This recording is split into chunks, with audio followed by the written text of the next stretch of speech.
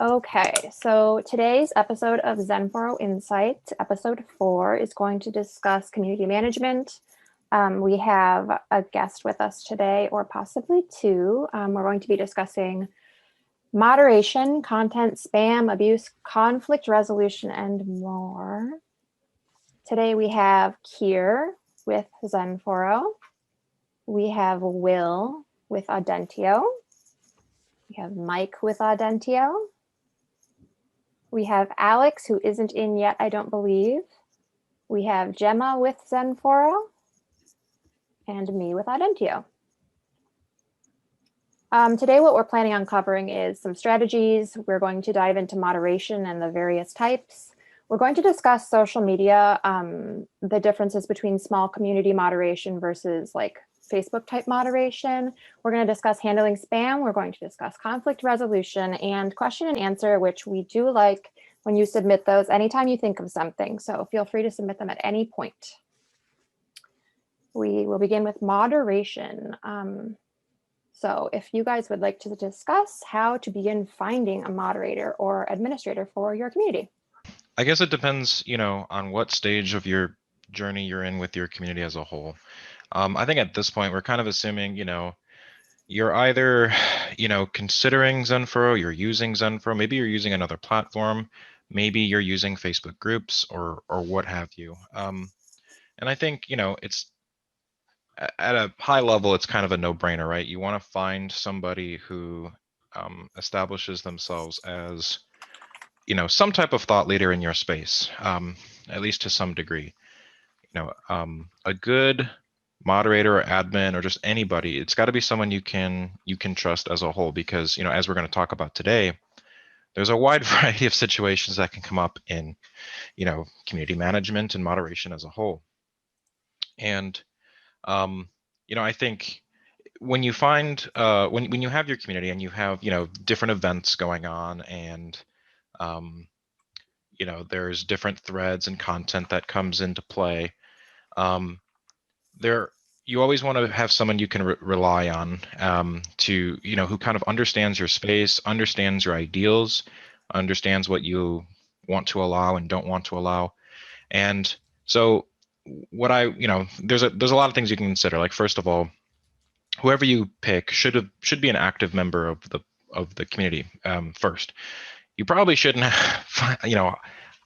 pick somebody who just comes in out of the blue and asks to be a staff member. Or there's various people I always see on different communities who try to be a moderator even when they're not actually a moderator, and that can sometimes create confusion. And you sometimes want to avoid those people because they're typically looking for they're wanting some of the power that comes with managing communities, because let's be honest, when you are in charge of anything, sometimes that can be abused. So sometimes the people who aren't asking for it and are contributing the most are the best place. Yeah, my general rule of thumb is you look for someone who is been around for a while, very active, like Mike said, but you want someone who is kind of the mediator in a sense, who's very non-combative, friendly, accepts different opinions, is willing to engage in discussion of different opinions on the subject matter of your community, but is the least offensive person. Now, these people are kind of rare to find. You're lucky to get a couple of them, depending on the size of your community. But then again, if they were easy to find, then we would have no problems finding moderators for our community at all. And so it's something you kind of have to watch for. And as your community grows and you get to know these people, especially if you're just starting out, as you get to know the people who are involved, you'll find that, hey, this person is exactly what I want. They're easy to get along with. Everyone likes them, type of situation. So. Yeah, I mean, we have to remember too, like, as the slide here shows, like it's crowdsourced, meaning like, you're pulling somebody from the community as a whole, which means, typically these are people who joined first sometimes, right? Because the people who joined first, they feel like a personal responsibility to the community. And so, typically you will go with them, and that makes sense. Obviously your pool selection will be smaller getting started. But, you kind of you want to bring on moderators as is needed. I also find a lot of communities feel like they have to promote a bunch of different moderators to a bunch of different forums or discussion areas. And sometimes when you have too many moderators too fast, kind of makes the place feel a little top heavy, so to speak, right? And you don't want to do that. I mean, in general, you don't want to make it so bureaucratic that it loses like the authenticity of being a small community, assuming you have a small community. There's something like kind of, special in having a small leadership team who, always takes insight from the community as a whole, but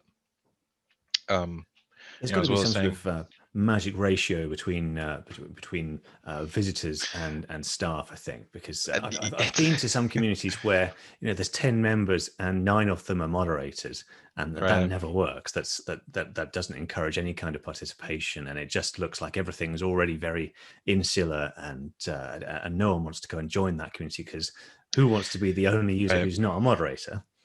It's funny you should say that, because I was just looking into that the other day, this magic ratio you're referring to, because we had the same kind of thought. And I know it's kind of goofy, but what we came up with as like a starting point was, at least in the US, the ratio of law enforcement to citizen. And it's something in the magnitude of, for every person in law enforcement, there are about 300 citizens. So 1 in 300 or so to speak, around that area. And so I think that that's at least a good place to start. I know that if you were to graph this ideal ratio that Kier is referring to, it probably would not be a linear graph, right? Because I think it would probably be some type of natural log function, probably, I would imagine, where you probably need a little bit extra up front, maybe, and then over time you can probably level out a little bit more.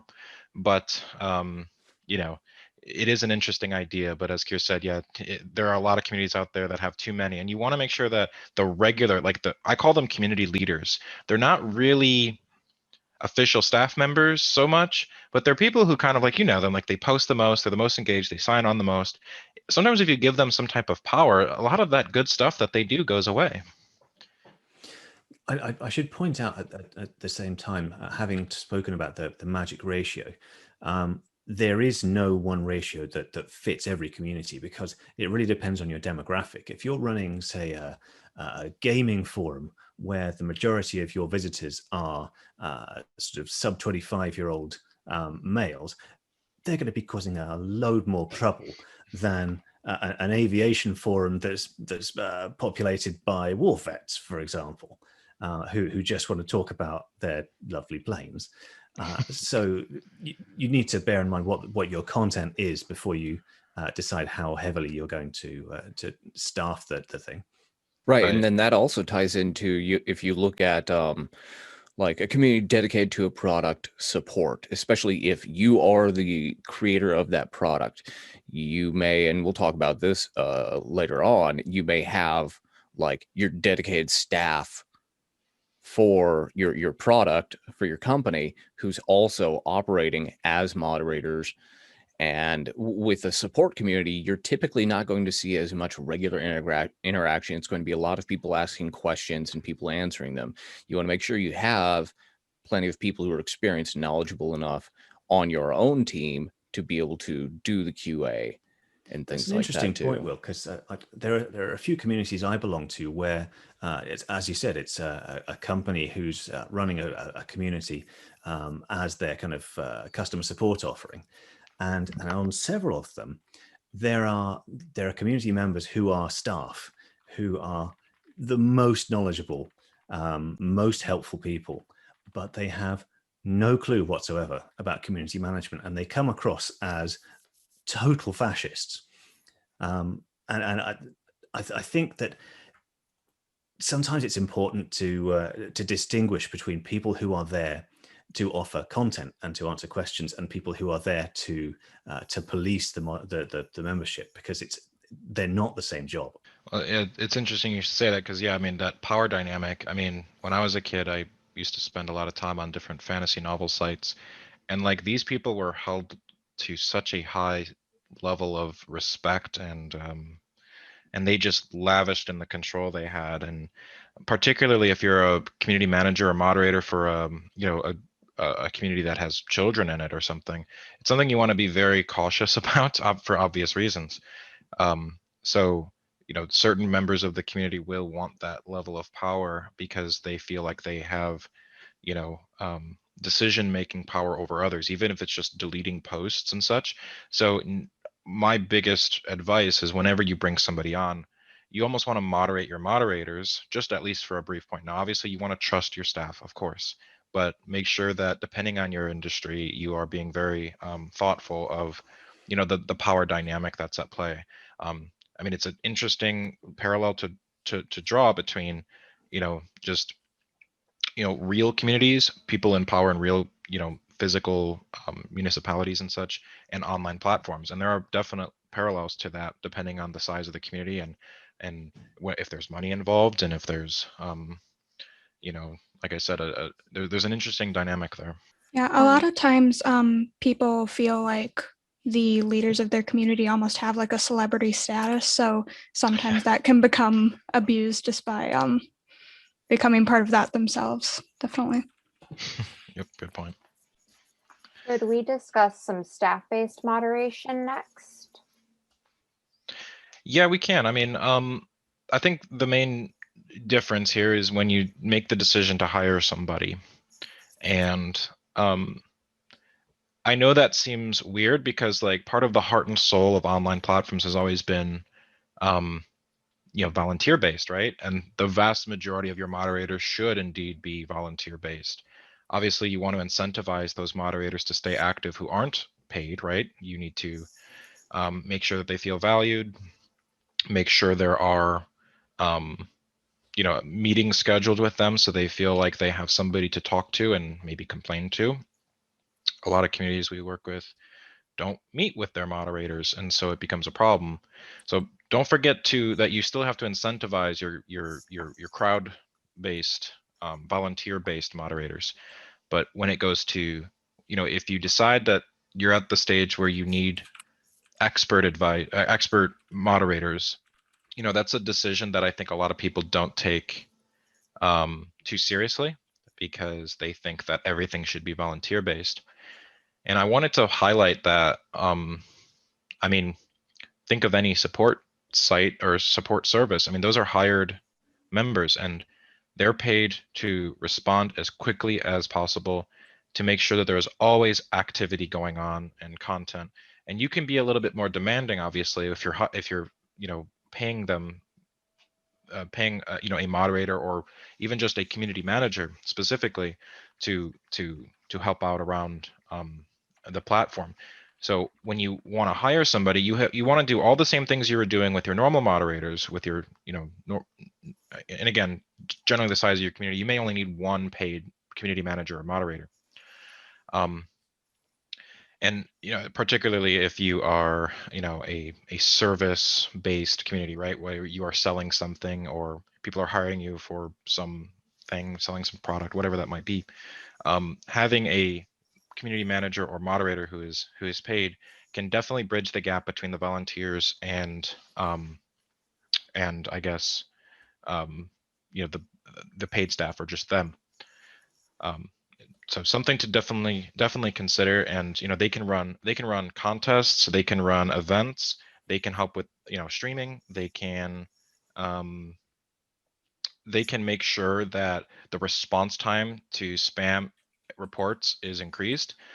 For example, Google and Apple specifically is known to actually when you submit like an app to the App Store or something, for example, I've heard, I've never had this experience myself, they will actually create some type of negative post through your app and see how long it takes for you to respond, because Apple in their terms and conditions requires that certain abuse is handled within, I think it's 48 hours, I want to say. I think that's like literally in the terms.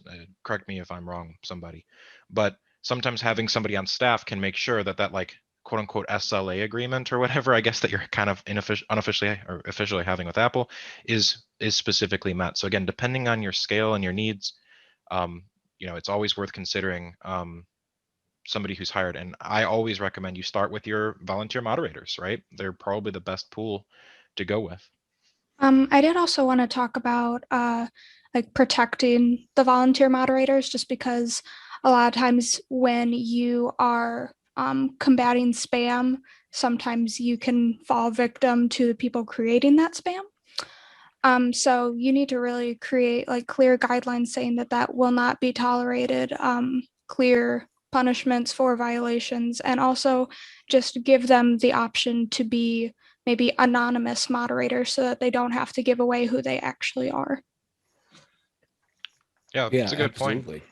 And then also, speaking about hiring moderators and stuff, there's in my experience in the newspaper industry, I spent years and years and years in the newspaper industry and working for communities within that, and it's a challenge in that frequently what happens is the staff, either editorial staff or in my case, it was IT, was handling. It was me and one other person handling the moderation, and it can get a bit unwieldy, and we actually relied a lot on volunteers to kind of help us. And this was back before the idea of moderators and super moderators, dating myself a bit, well back before XenForo, even if I remember right. But the typically the people dedicated to doing this are the ones who are going to be taking the lead. They're the ones who are higher up in the chain, and the ones you go to if you have questions, if you're a regular moderator, if you're not sure if an action should be taken. But then also, when you're using internal employees to handle your moderation, you're dealing with them balancing their work responsibilities plus moderation, and especially when you're talking about employees, you've got to make sure their responsibilities are well outlined. If you're literally saying their job is to moderate a community, how much time do they spend? Are they on call for moderation duties? Do you have someone to cover all your peak hours and things like that? And so there's a lot to consider when it comes to that. And typically you can get away with not having someone on 24/7, unless you've got this absolutely massive community that's just full of teenagers, or like Kira was talking about, like a gaming community of 25-year-old males. You may need somebody to be there just because there can be content that the longer it sits there, the more likely it's going to go viral, especially if it's your own community for your product or your game. You are almost, in a sense, responsible for the content there, and that ties back into Apple's requirements for how you handle and how quickly you respond to issues like that. I really like the point you make about when you have editorial staff or employees, already. I think it's a very good point to not expect them to be moderators necessarily, because they're probably not trained in like conflict resolution and just how to engage community members and make the place a more holistic, you know, better wellness, a more positive community. They may not have that understanding. And so, like, for example, if you build some type of product, you've got developers, and you decide, okay, well, you guys, I'm paying you guys, you mind, go, help engage yourself with the community. Well, like Will was saying, balancing that, or, having that expectation may be a little bit unfounded. And, I've heard of situations where those employees get discouraged because sometimes the content that you'll see in an open user-generated content environment can start to turn toxic if you don't have someone trained in the position to properly manage that. And so you get, the toxicity level in the community as a whole to rise. And you're like, well, I'm paying people to manage it. What's going on? Why is this happening? Well, again, they're probably having to split their time up. They probably aren't thinking of themselves so much as a moderator or community manager. They're thinking of themselves as probably their primary job, editorial staff or what have you. So yeah, that's a very good point, and a good a good thing to consider if you're hiring moderators, be aware that if you do bring on people who are currently your staff, that they're going to probably need some training or some consultation on how to actually manage a community. Absolutely. Are there any other comments on moderation, or should we move on to reporting? I think, yeah, we could probably move on. I mean, there's so much to Cool. cover there, but you know. Okay. So for reporting, could we start by just kind of describing what you mean by reporting, I guess? What can be reported, what should be reported? Shall I run a little demo of doing a bit of a report? Oh, Sure. yeah. Yeah. Yeah, while you set that up, I'll just kind of define it a little bit. Okay. So yeah, I mean, reporting is just, you know, in general, a way of a user on your platform, obviously, you know, officially stating that there's a concern somewhere. And by the way, it doesn't necessarily have to mean it's a crazy situation. They could be reporting that something's broken. They could be reporting on a particular member. They could be reporting on spam. There's a lot of different things that they report, and you will find that you will rely on the community as a whole to help you, you know, community manage. So I have 3 different logins here with 3 different browsers, all looking at the same forum. I've got me as an administrator here, and I've got a user here called Trolletta, and another one here called Mr. Spammer. And we're going to set Mr. Spammer and Trolletta against each other and see who wins. So Trolletta is browsing the forum and sees this spammity spam for post that's just recently come in from Mr. Spammer. And she doesn't like that very much, so she's going to click on the report link here. And what this is going to do is send a message to the administrators or the staff in general to flag that particular post, or it actually works for almost any content type in XenForo and in most other communities, to alert the staff that there is a potential problem with this post. Now, as a staff member, the next time I head over somewhere, I can see that my little reports gadget up at the top here lights up to tell me that I've got a report that needs my attention. So I can just click on that and it highlights the post that's been reported. I can click into there and take a look at the content in question. And then I can decide what to do with it. I can either mark it as spam, or I can go to the content and edit it, or whatever else. So this is the essential crux of reporting. Yeah, and one of the things with reporting is that is going to be any community's bread and butter now. You know, previously you might have had to just literally walk through every single thread and keep an eye on every single bit of content. But now, you know, we have these great tools, especially XenForo's, you know, moderation tools and report system and everything. Rely on it. You know, get your community used to using it. Is, you know, if someone's being a troll and violating the rules, encourage them to report, and make sure you're training your users as much as your staff too. Not just by outlining the rules, but by guiding them on how to handle situations like that. And it saves you and your staff so much more time by relying on reporting versus literally reading every single thread. Not saying you shouldn't read, you know, the content on your community and understand what's going on, but you can, it makes your life so much easier because you only have so much time in the day.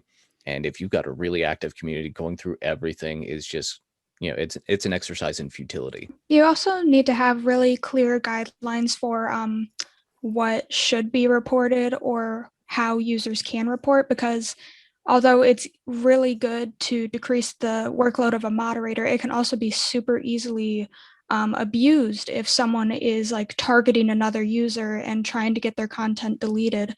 So you need to clearly tell users what will happen if they abuse that system. Absolutely. And then also something else I almost forgot to mention. This one has been such a critical issue for a long time that waxes and wanes.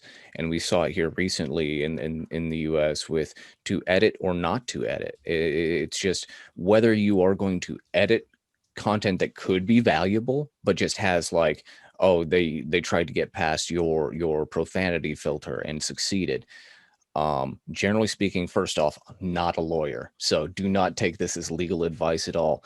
But there is a certain degree of responsibility for your content, and in most cases, it can be construed and argued that if you edited a post that did violate the rule and potentially had some risky content versus outright removing it, you then become responsible for that content. And so then potentially there's legal ramifications involved. So you have to understand that importance too. In the US, that's section 230, right? Partially, and that's one of the it's section 230 would specify that you're just responsible regardless of whether you edit or not. And it's actually grown, because previously it was just, if you took an action on some content, but it wasn't the right action, you then become responsible for it. And even then, it was just like basic editing. Like if you're removing, some text or something that may have been offensive, it's not a super common case that you have to deal with. But but in larger communities, you may be dealing with like someone posting pirated content. Yeah, and there's so much to uncover there. We'll revisit that in a sec. I guess Kira has something to share here about that. I was just picking up on what we were talking about just now, about sometimes you might find that a particular user or group of users might be targeting someone else with the report facility. But of course, in the event that that happens, you have tools to prevent that. So you could just temporarily set their user permissions to never be able to allow them to report content. And I have to hype my favorite XenForo feature, which is the user promotions feature, which you may want a group called temporarily disable reporting. Yes. And just make that little basic little group where, if they are if that particular user is in a particular mood that day and they feel that they are moderator in chief, even though you've never given them that permission, you can, as Kira is doing here, create a user group for them and determine that they are not allowed to report content. And then based on certain criteria under the user group promotion system, and there's a number of criteria that you can apply to them, which again we've kind of covered in a past series, but again, if there's any questions on it, let me know. But depending on that, yeah, you can apply to a specific username, or even if I'm not sure if it's if there are any time-based options. I'm not actually sure, but just applying a user group promotion, and then that way you kind of have a place where you're keeping track of these particular users in one place. Editing specific user permissions, you'll sometimes forget, right? There's a lot of users sometimes that come and go, and you might forget that you've disabled something if you only intended for it to be temporarily. So I think that did it. That's a very basic promotion for any user who has troll in their username. Gets automatically added to the can't report user group. There you go. So I guess I think we could revisit the whole you're responsible for content on your platform idea. And again, it depends on which jurisdiction and where you reside, and the law varies. Facebook, Apple, etc. have their own ideas of what that means. But I think, like as Will is saying, in general, you're responsible for it. If somebody uploads an image that is owned by Getty, you are responsible. And so one of our clients recently mentioned that, what was it? Accessibility of images is also something that you're responsible for. And I got to remember specifically what's wrong with it. But there are various even government agencies who are looking for online platforms who are creating content that isn't inclusive of everybody, people with physical disability, for example, and so on. It's a very interesting situation. It's a somewhat new situation, but if your community gets large enough, you'll be surprised who reaches out with very specific requests on making sure that your platform is up to every standard in the book. Yeah, it's interesting you mentioned Getty. That is something, DMCA requests is a huge headache that everybody has to deal with. It doesn't matter if you're big or large, because a lot of these people utilize automated systems. I know Getty does. Of course, the MPAA and RIAA, which are both American entertainment industries organizations, they have just things that automatically scan, bots that just scan the web for their content, their copyrighted content, and they will just automatically send takedown notices to anybody and everybody if their system flags it, even if it's like perfectly okay, fair use. And you, doesn't matter how large your community is, anyone can become vulnerable to that, and especially if you're on like a major platform like Facebook, YouTube, etc. You really have to pay attention to that, and the type of content that gets posted in that sense, because if you don't act on it, you can end up, one, having your community removed, or even facing legal action in the US. Other countries, it varies, but yeah. I did also want to touch on just editing versus just deleting the post, because I feel like a lot of users would just see that as like outwardly censoring their content. And I feel like that's just a really easy way to like enrage your users. So I think it's typically best to just delete the content with a reason why, or ask them to edit the content themselves rather than editing it. And censorship is just such a huge topic, even and especially in this past year, how censorship has come up into the forefront with communities specifically. So it is a huge can of worms, the whole editing other users' content, because there's a fine line between what is a sort of selective edit and what is just removing something offensive. So unless you are correcting a mistake that you know that the user didn't mean to make, if you're trying to edit their content to change the meaning of it or to remove something, better to just get rid of it. Yeah, and that's a really good point, because if it's almost like if they made typos or something, just leave it. It creates this dynamic that you're like big brother here or something, and you don't want that either.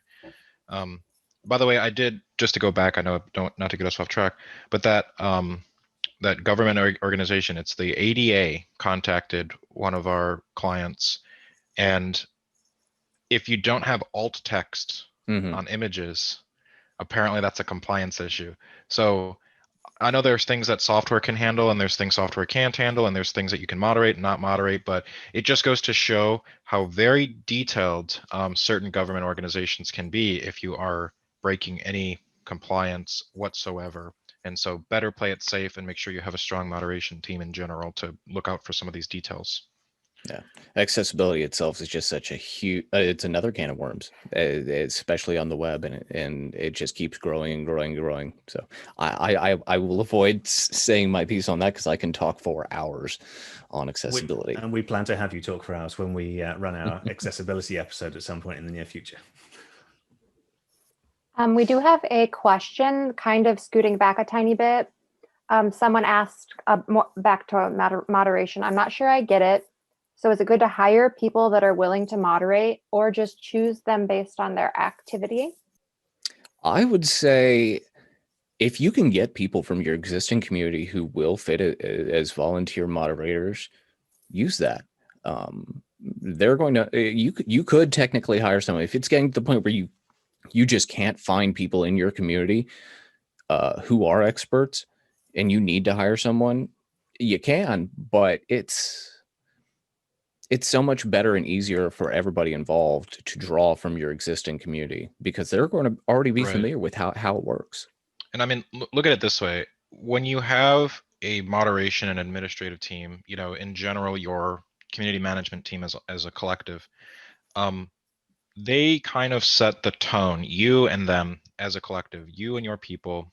If you're a community manager, you may have other community managers. You may not be the only one. You may have hired moderators. You may have asked them to be volunteers. Whatever the case, whatever you hired them or they're volunteer, those people are seen as leaders. And it's kind of an indirect thing. No one's going to come right out and say, you know, we look up to you or we admire you, because it's not really that kind of level of leadership. It's you drive the discussion. You say what's okay and what's not okay. You choose what events are run. You choose what topics of discussion are okay and what's not. You choose how deep a level of moderation that you're going to go with as a whole. And those and those nuances, those details, and many more I'm just missing. They define in a very critical way the overall success of your platform. It's not typically just features that determine your platform. It's the way it's governed. And you need to be extraordinarily careful with how your community is governed, because ultimately those little nuanced details, like who you hire as a moderator and who you hire as a community manager, whether volunteer or paid, they can directly be responsible for the success of your community as a whole. Particularly if you're not, you know, if you're the owner or what that might be. If you have a very engaging community staff, your community will be active and lively, and that'll lead to, you know, higher CPMs, higher subscription revenue, etc. And so again, I don't want people to think, well, I don't have the money to hire an officially trained, you know, community manager. But at the same time, I'm worried that my subscriptions are plummeting or that my ads revenue isn't doing as well because engagement is lower. You kind of have to consider the entire health of the platform. And, you know, I entirely agree. Always go with your internal, you know, moderators, because they've been with you for a while, and you may want to up them and say, hey, you've been a volunteer. How would you like to make part-time, you know, part-time deal, or whatever that you think it's worth. It's at the end of the day, you know, sometimes treating your community like a business from some aspects is very, very useful. Not too much like a business, I'll argue, because, you know, the beautiful thing about online platforms is that they're typically, you know, free and available to everybody, at least, you know, again, not always. And if you know, make it too much of an employee type relationship with your moderators, that might seep through to the community and it'll create a certain, you know, vibe. Yeah, and actually Marco has just added, so I meant that both situations were from community members. So the first is a member who's willing to moderate. The other one is chosen by the staff depending on members' activity. So which one would be the best choice? So the first is a member who's willing to moderate, and the second is one chosen by the staff. I mean, to me, it's a clear answer, but it's situational, right? My opinion is that if you have a member who's willing to moderate, that doesn't really tell you much. I mean, first of all, check their activity, right? If they aren't active and they're willing to moderate, probably pass, right? Again, depending on many situational factors. But if you've got a staff already in place and they're advising you that there's a particular person who would be suitable for the job, and that person isn't even asking to be a moderator, they're a far better choice, because they'll almost see it as like, oh, you see my value or something. I wasn't even trying to be a moderator here, and you think that I'm a good fit. That makes them feel good. That makes them feel empowered. It's kind of like it's almost counterintuitive to like maybe even employees, right? If you have an employee or somebody who wants to work for your company and they keep bugging you, that's someone you want to pay attention to. Whereas in the community space, sometimes that can be a little bit of a red flag, weirdly enough. Alex, you kind of help with moderation in certain communities, and I'm wondering if you have any insight on that exact scenario. I'm just curious. Yeah, I would say in my experience, we've always worked by the current moderators will find really engaged members of the community and select them rather than people coming to the moderators to become a moderator. I think that's just the way it's worked best. And I also think that maybe there's a good balance between, having internal moderators and having an outside perspective of potentially a hired moderator. I mean, I'm a little biased because that's my job, but I think that it's nice to have that outside expertise of like people who are dedicated to knowing how to manage spam or decrease toxicity or how to create community guidelines. I think that there's a balance, and having both is beneficial. Cool. I'm going to try and scoot things along ever so slightly because I just looked at the rest of the slides and the time. So I'm going to have us move on to social media moderation. So kind of discussing the larger social media giants on the internet, I think. I think the reason we wanted to talk about this today is, I guess, comparing small communities, forums, etc., with the giants. And oftentimes, small communities are compared to social media giants. And let's just be clear, when we say small communities, we're talking up to tens of thousands of users, maybe even Yes. millions of users. Just smaller Yes. than Facebook, right? Yep. Yeah. Yes. Not a billion. Anything less than that is small. Forgive me, but yes, sorry. And I mean that in a humble and my philosophy is that small communities make the world go around because that's where real change happens. As an example, the chances that you're going to find your best friend on Facebook is a lot less likely than maybe some of your, and to this day, some of my very closest friends I met on different forums that I talk to this day. And they are very small communities, right? People that have very specific interests who get together. So that's kind of what I mean. And maybe not I should come up with a different term, but it's good to compare the two. And I think that's why we wanted to include the different strategies. So, for example, Facebook has moderators. Does anyone have the number offhand? I've seen a number of like around 30,000, but then when the whole Cambridge Analytica thing happened, I heard they were hiring 50,000. So I don't know what the number is currently at. Yeah, I don't know what the new one is, but I know it's a lot of people. It's a Google lot. just Yeah. says 15,000, but that can't be right. The number, maybe they let mods go like it's no tomorrow. I don't know. But I think the important thing there is that, like the slide says, the moderators are almost completely faceless. You will almost never have a true interaction with them. You'll just see evidence of their action, where a post that you saw disappears, or maybe you get a warning from one. But they don't tend to be members of the community. They don't. So there's no comeback on them for particularly harsh moderation practices. If they just decide that an entire thread of communication is no go and they just delete it, on a small community, you could expect the membership to rail against the moderator who took that particularly harsh action. But on a big platform like Facebook, that just doesn't happen because nobody has any clue who did it. Yeah, and then Right. you're also dealing with these large platforms, things like where you get this sort of lock in.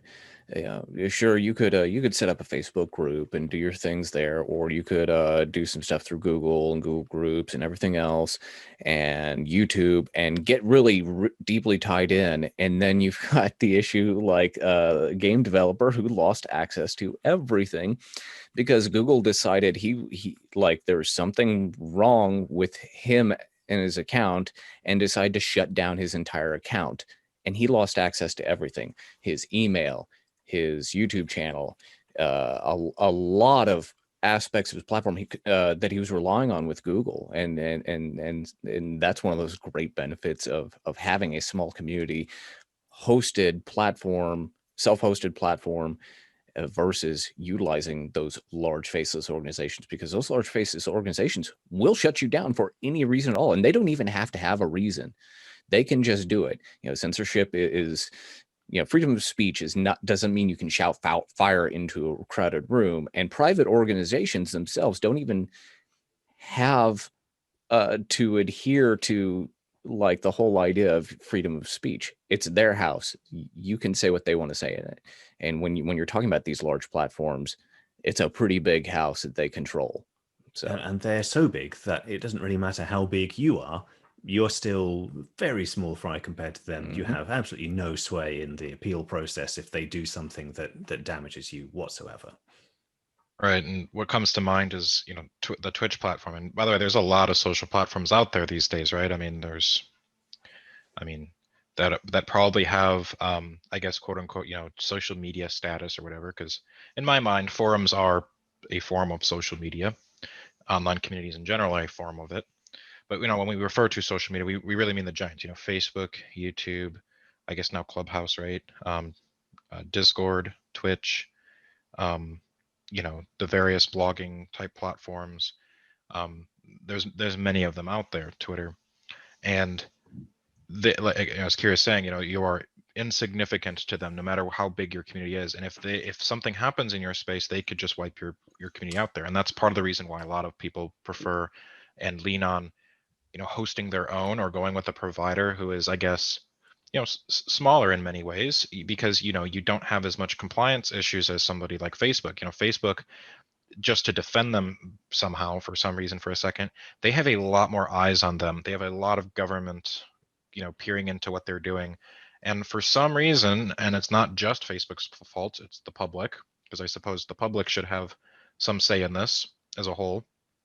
But Facebook has taken on this role of social governance, whereby they and Twitter and others have determined that they are the authority on how things should be moderated, whether certain language is allowed, and indeed, as of late, potentially, and it obviously this is a divisive issue, but what happened with the President Donald Trump and his Twitter account being removed, it, right or wrong, and I'm sure we all have our own opinions on that, it made Twitter politically inclined to a particular side now, which we all know Silicon Valley has taken a position, of course, but and social platforms in general are obviously more left. But to me, it's a very interesting idea that these social platform giants are now, they will base their moderation in many ways on the political content of their platform. And again, I don't mean to say that what Trump did was political, because I personally believe it was more than politically motivated. But right or wrong, it puts these social platforms in that space now where they are moderating potentially by force on political party lines, which is, I guess, an interesting dynamic that is recent as of just the last few months.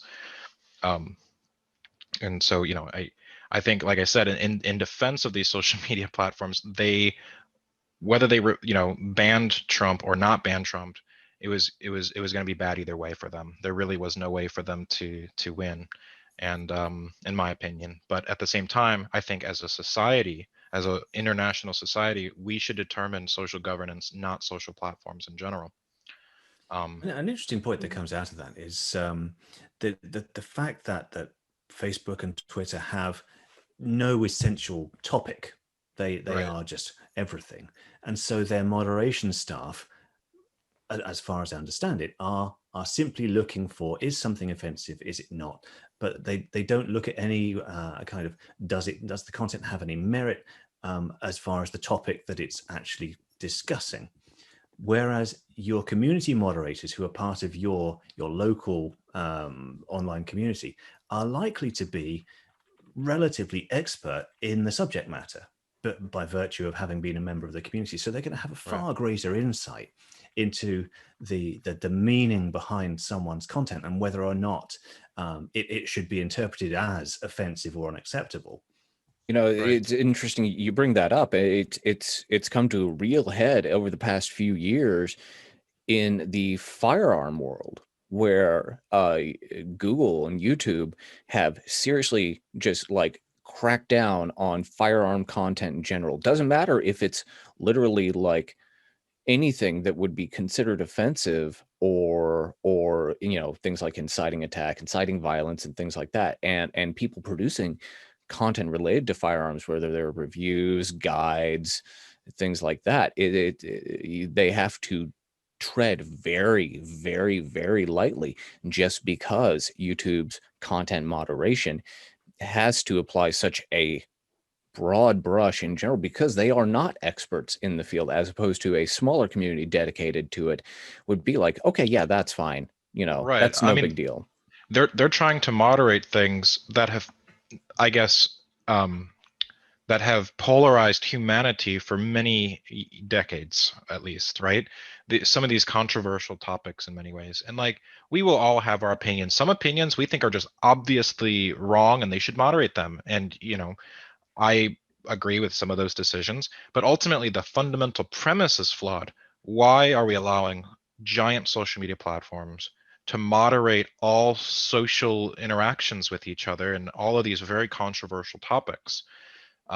we shouldn't, it's not really their place to. And as Kira's pointing out, when you talk about small communities, you will be amongst your peers, and you will typically not have that type of level of, there won't be that need. And right or wrong, you will at least find a community of people who, are, your own type, and you can debate it, debate some of these issues, and the moderators will be more informed about some of these topics. Yeah. But, actually, we have like a couple more questions coming through. If we could. Well, yeah, I mean, I think in general, it's a controversial topic, and I don't mean to be, I don't know precisely all the right answers to it, but it's just an interesting thing that's happening, today, in today's, recent, political divides. Online communities, I think, are coming to the forefront, and I think it's all the more reason why small communities are oftentimes better for making positive social change than large social media giants. Yeah. So I'm going to take on Andrew's question there regarding workflow from reporting and deleting a post and dealing with it. And I will add a little carrot on the end of a string here and say that one of the things that I'm working on for XenForo 2.3 is very much a workflow system that is generally applicable in order to chain together disparate events. So, for example, you could chain together the process of dealing with the report, managing the user, sending a message, etc. Even though those things are currently separate, and you'd have to go and individually navigate to them. This new system has a way to chain those together. So hopefully that will streamline the process a bit on that one. Nice. The other question kind of goes back to the faceless comment. Someone's asking, Kier, this isn't the one you just asked, is it? No, it's not. Okay, No. Thank you. Does it matter if my mods don't show their faces on their avatars, or is it better if they do? I have a feeling it's...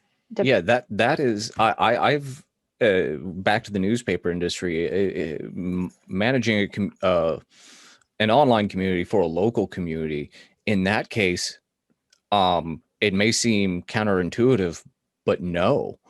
I had a problem where I was being stalked by someone who did not like my my enforcement of the rules.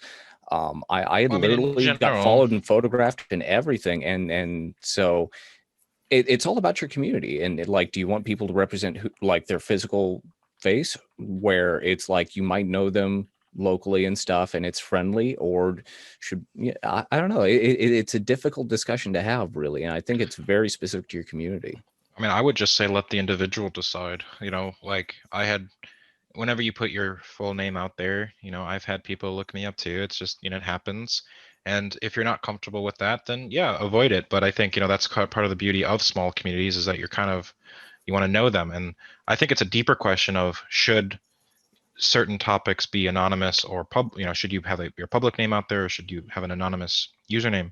And it just depends on the topic. Perhaps if it's health related or something, having an anonymous username completely takes out the trustworthiness of whatever you're posting. Unfortunately, it's just, if you got some health advice, some type of funny username, it might devalue whatever they're saying, right? So same thing with moderation.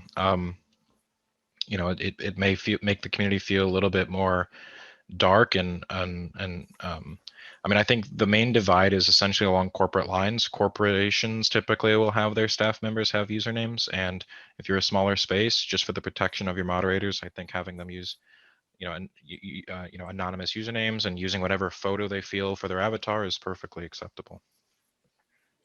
Cool. I don't know how you guys are feeling, but I think we might only have time for either handling spam or conflict resolution since it's 10. Or should we wrap up here and save those for another day?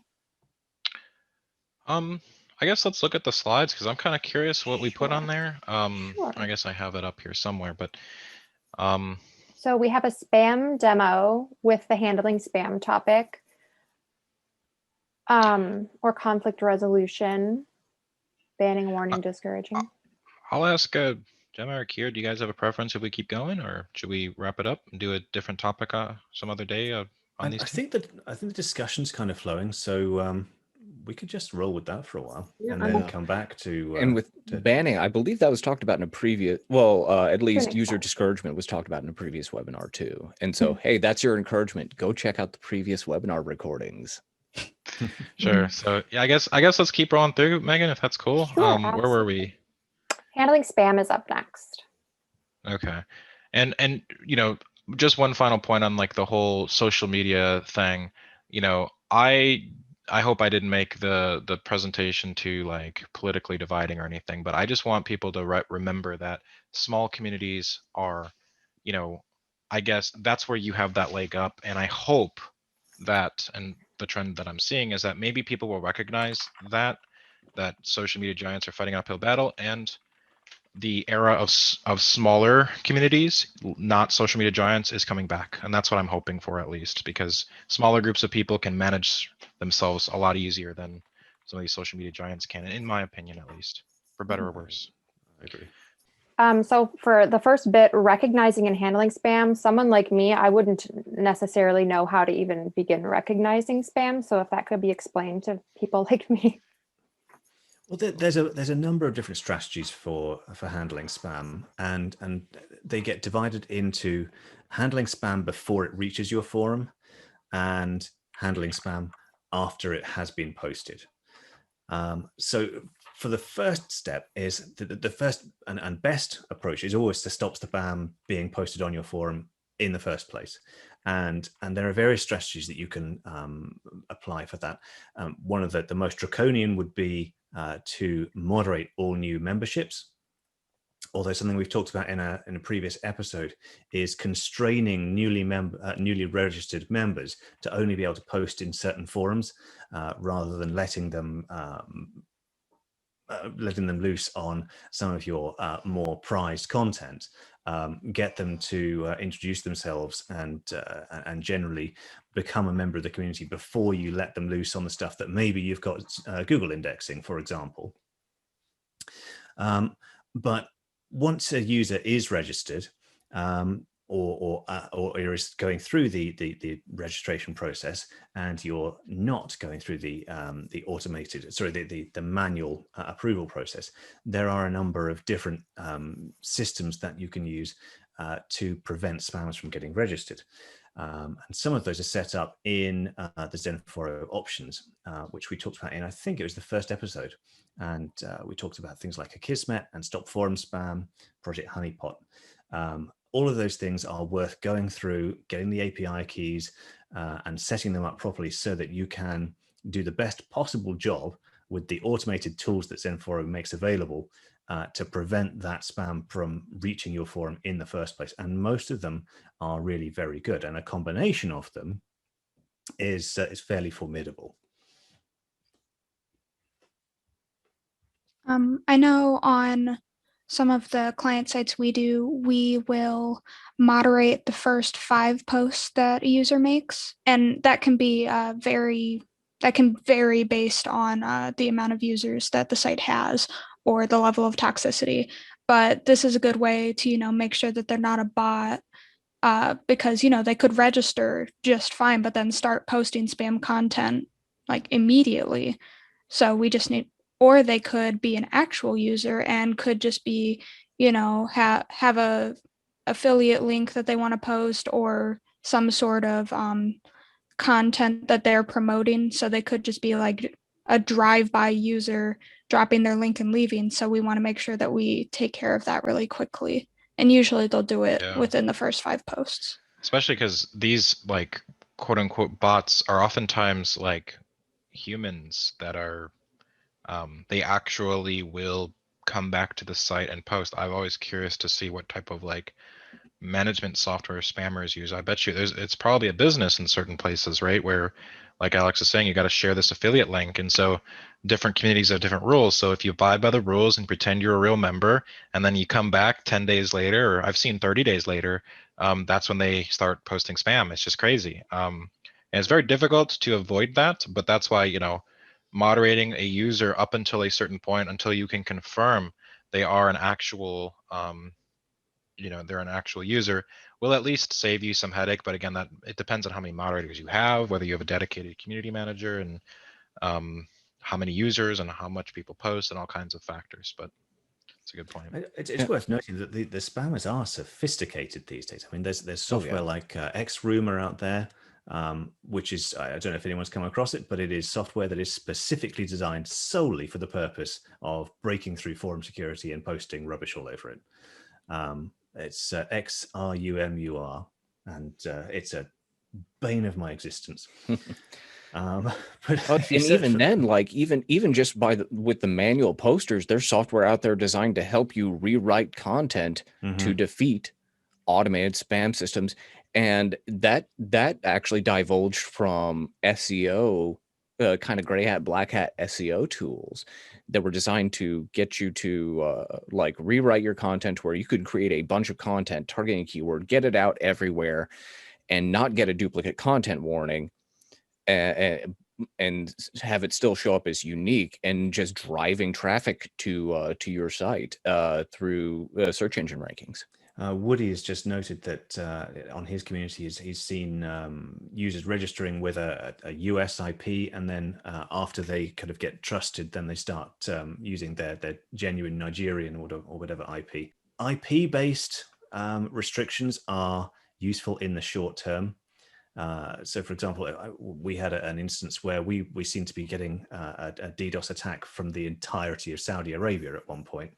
And so we blocked the entire country, and it did stop the attack. But these things can't last for more than a few hours, because as soon as you do an IP block, then the persistent user will just find a way to VPN through it or whatever. So IP blocks are very much a short-term thing.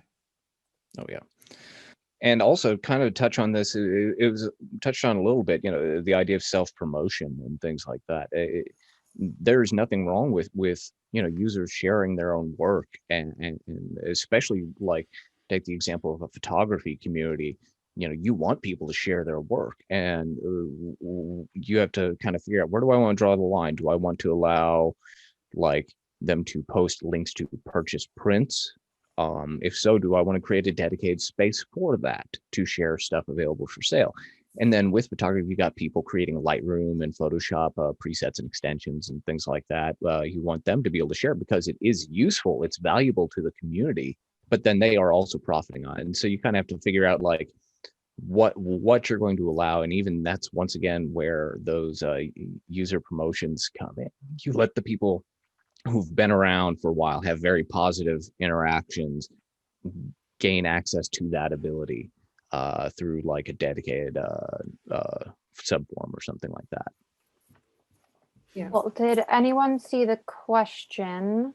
I think I know the answer. How do I have to worry? How much do I have to worry about spam if my forum is private? I would assume it depends on quite a bit of factors. Well, but like, private in what way? Is it paywalled, or is it just register based?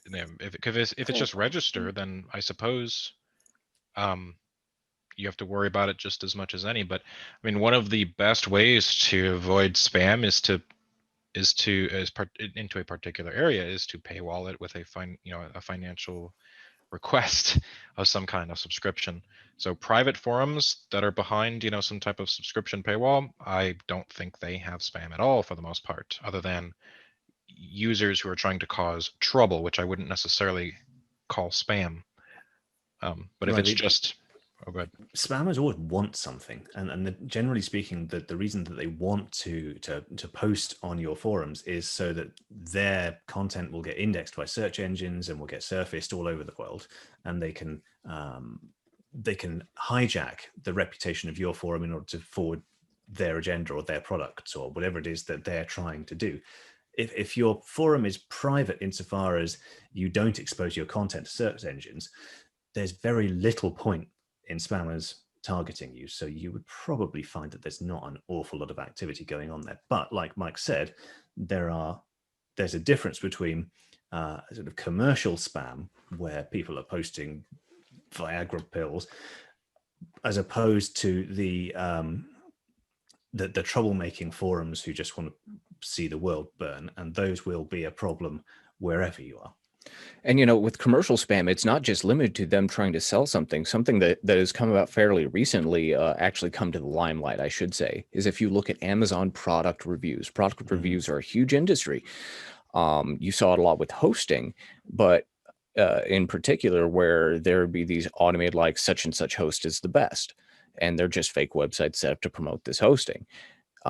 But Amazon product reviews, you're seeing where like a company will say, I will get you 4,000 positive reviews on your product, like written out, and they will actually buy the product for a select number to where there's at least some verified purchasers and things like that, but they will still go in and create positive reviews. You see the fails where sometimes you'll see like, a review for a snack on a muffler, things like that. But it's something I think we might actually start seeing hit private or smaller communities too, especially ones dedicated to like reviewing things, saying, hey, this is good.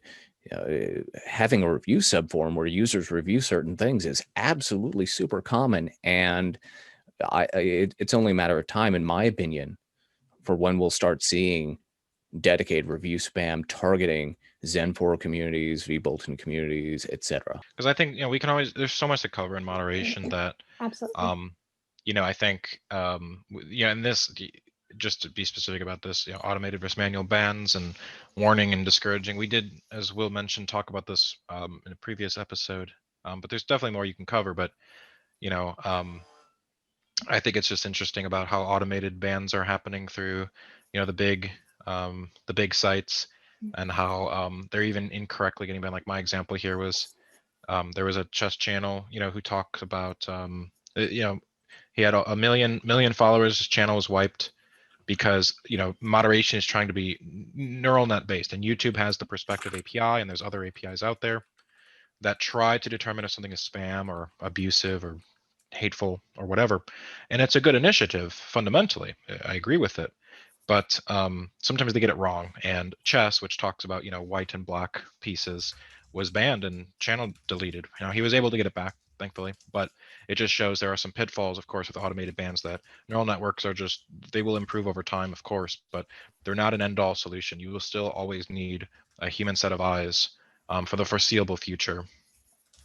Nice. So, and again, I think just to kind of talk about just banning in general, it's obviously a last resort, and XenForo is the discouraging system, one of my personal favorites. And yes, check out that other episode. And in general, I think we'll probably do a part 2. So I'd love to hear from people who have specifics, particularly, like I said, I mean, one of the things that inspired us to do this episode was what's going on in the larger social media ecosystem right now, and how smaller distributed software communities like XenForo are,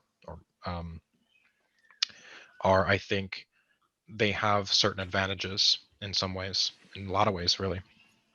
So that was kind of the main inspiration, and I think we probably will do hopefully a part 2 on moderation at some point. Yeah, I think we definitely could continue talking. So if anyone has any comments about how this went, any additional questions, any suggestions for future topics, get a hold of us on social media. I think there's also a thread on XenForo about this, both posted by Kier and posted by Audentio at one point or another. But we'd love to hear from you guys for future topics, comments, anything like that. And thank you all so much for joining. It was wonderful as always. Thanks, everyone. Thanks, everybody. Bye-bye. Bye, guys. Later, everybody. See you. Bye, everyone.